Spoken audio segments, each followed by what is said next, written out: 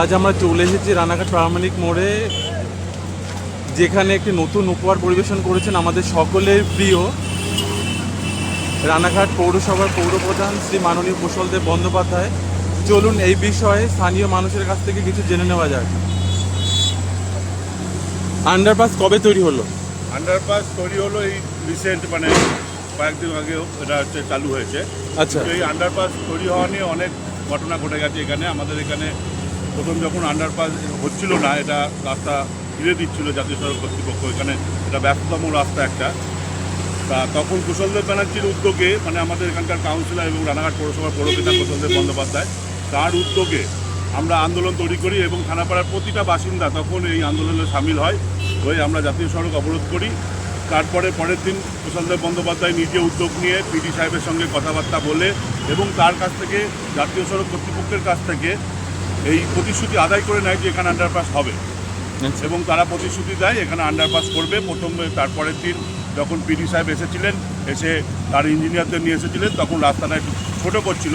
তখনও কুশলদেব বন্দ্যোপাধ্যায় বলে যাতে দুটো গাড়ি পারাপার করতে পারে সেইভাবে করতে হবে। ওরা 12 ফুট করছিল। তারপর আবার কুশলদেব বন্দ্যোপাধ্যায় নিজে দায়িত্ব নিয়ে তাদেরকে বুঝিয়ে, তাদেরকে সব কিছু বলে তখন সেটা 16 ফুটের রাস্তা তৈরি করে। আচ্ছা, আন্ডারপাস পেয়ে আপনাদের কেমন লাগছে? আমরা খুবই খুশি, খুবই প্রফুল্লিত, খুবই আনন্দিত। আমরা সবসময় কুশলদেব বন্দ্যোপাধ্যায়ের এই কাজের জন্য তাকে আমরা সবসময়, মানে কি বলবো, তাকে আমরা সবসময় মাথায় তুলে রাখি। তিনি আমাদের অভিভাবক।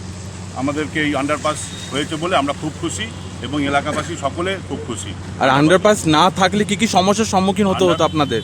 আন্ডারপাস না থাকলে পারে এই জায়গাটা তো মানে একদম অন্ধকার হয়ে যেত। তাছাড়াও এটা হচ্ছে একদম শুধু কোটমোড়ের ওপর আমাদের নির্ভর হতে হতো। কোটমোড়ে যানজট বেশি তৈরি হতো। টাউনের একটা হসপিটালে যাওয়ার রাস্তা, রানাঘাট কোর্টে, রানাঘাট আপনাদের থানাতে আসতে, রানাঘাট সাব ডিভিশনাল অফিসে আসতে সব সময় আমাদের কোটমোড়ের ওপর নির্ভর করতে হতো। তাতে যানজটটা আরও বাড়তো। কিন্তু এই রাস্তাটা থাকার ফলে এই রাস্তাটা দিয়ে সহজেই রানাঘাট টাউনের লোক রানাঘাট কোর্টে আসতে পারবে, হসপিটালে যেতে পারছে। এই সুবিধাগুলো রয়েছে, সুবিধাগুলো আছে। আমরাও এখান থেকে রানাঘাট টাউনের ভেতরে স্টেশনে যেতে পারবো তাড়াতাড়ি।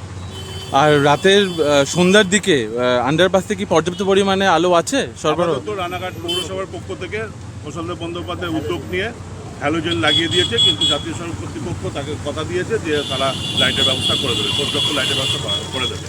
আচ্ছা, আর আগামী দিনে কি আন্ডারপাস নিয়ে আর কোনো আপনাদের কোনো দাবি দেওয়া আছে কিছু? আন্ডারপাস নিয়ে আর কোনো সেরকম দাবি দেওয়া নেই, যাতে আন্ডারপাসটা মানে নিচু না হয়ে যায়, জল যাতে না জমে সেই দিকটা আমরা একটু খেয়াল রাখতে বলবো, যাতে সেইটা যাতে না হয়। তাছাড়া সব কিছু ঠিক আছে। আর আন্ডারপাস কি সব ধরনের গাড়ি কি যাতায়াত করছে? হ্যাঁ, আপাতত সব ধরনের গাড়ি যাতায়াত করছে। আচ্ছা, আপনার নাম? আমার নাম অমিত পাল, এই ওয়ার্ডের বাসিন্দা। তো আপনারা এখন দেখছেন আরবিএন লাইভ 24 নিউজ চ্যানেল। তো আজকে যে প্রামাণিক মোড়ে আমরা দাঁড়িয়ে আছি, যে আন্ডারপাস হয়েছে, যার অনুপ্রেরণায় শুনলেন আমাদের রানাঘাট পৌরসভার পৌরপ্রধান শ্রী কুশলদেব বন্দ্যোপাধ্যায়, সকলের প্রিয় মানুষ রানাঘাটবাসী। তো তার অনুপ্রেরণায় আন্ডারপাসটি তৈরি হয়েছে।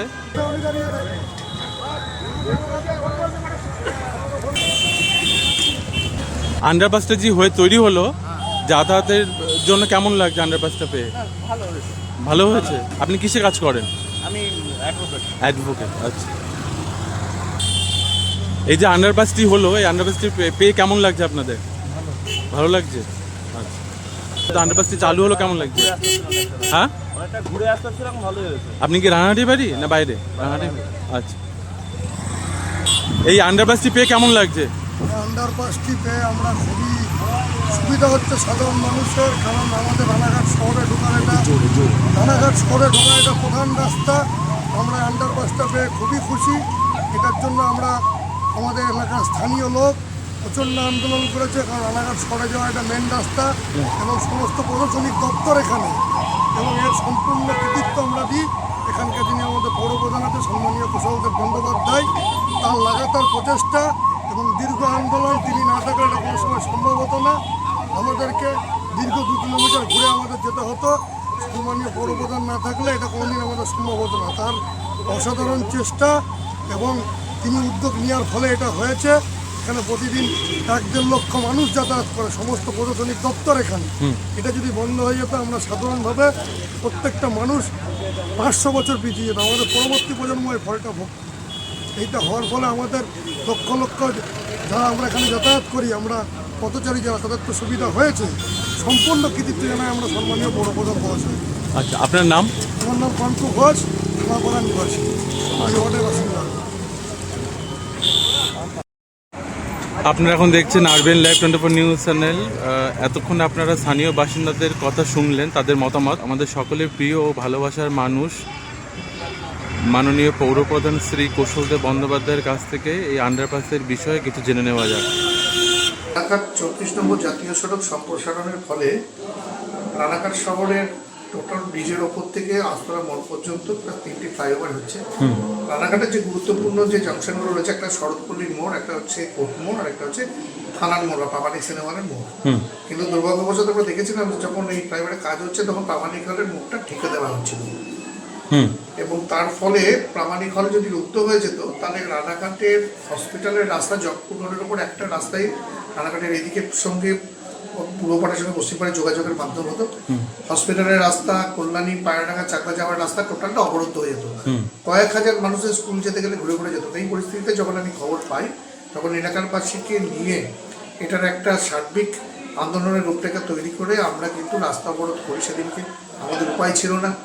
রানাঘাট থানা আমাদেরকে বারবার অনুরোধ করেছিলেন। পিডি যিনি প্রজেক্ট ডাইরেক্টর আছেন, জাতীয় সড়ক কর্তৃপক্ষ যিনি মূল তার দায়িত্বে যিনি আছেন, তিনি অত্যন্ত সহানুভূতির সঙ্গে আমাদের দাবিটা বিচার করেছিলেন। তিনি আমাকে ফোন করেছিলেন যে আপনি অবরোধ তুলে নিন, আমি কালকে এসে এটা দেখছি। তিনি তার পরের দিনই এলেন, এসে আমাদের সঙ্গে আমরা ছিলাম। আমাদের সঙ্গে এসে মূলত আমি ছিলাম, আমার পৌরসভার ইঞ্জিনিয়ার ছিলেন সুনীলবাজি এসে, এবং শেখর মুড়ি কাউন্সিলর ছিলেন। তিনি এসে আমাদেরকে কথা দিয়ে গেলেন যে এখানে একটা আন্ডারপাস নির্মাণ সেটা যথার্থ দাবি, এটা আমরা নতুন করে ভাবনা চিন্তা করছি, আশা করি হবে। তারপরে তিনি আবার এসেছিলেন, এসে তিনি আমাদের সঙ্গে মিট করেছেন। আমার ভাইস চেয়ারম্যানও ছিলেন, পৌরসভা প্রতিনিধি দলও ছিলাম, আমরা ছিলাম, এলাকার মানুষজন ছিলেন। তাদের সঙ্গে তিনি কথা গিয়েছেন যে ফাইনাল হয়ে গেল, এখানে আন্ডারপাস নির্মাণ হবে। এবং সেই কদিন থানাপাড়ার মানুষ, আমার এলাকার মানুষ যেভাবে আন্দোলনে সামিল হয়েছিলেন তাদেরকে আমি ধন্যবাদ কুর্নিশ জানাই। এই আন্দোলনের সঙ্গে ব্যবসাদাররাও অংশগ্রহণ করেছিলেন, যারা শ্রমিক সংগঠন আছে, পরিবহন শ্রমিক সংগঠন, তারাও এতে যোগ দিয়েছিলেন। একটা সার্বিক আন্দোলনের সুফল আমরা পাওয়া গেছে। অবশেষে আন্ডারপাসটা রেকর্ড সময়ে তৈরি হয়েছে এবং অলরেডি আন্ডারপাস খুলে দেওয়া হয়েছে। আমরা পৌরসভার তরফ থেকে আলোর ব্যবস্থা করে দিয়েছি, ওই জায়গাটা পরিষ্কার পরিচ্ছন্নতার ব্যবস্থা করে দিয়েছি। মানুষ হাত ছেড়ে বেঁধেছে।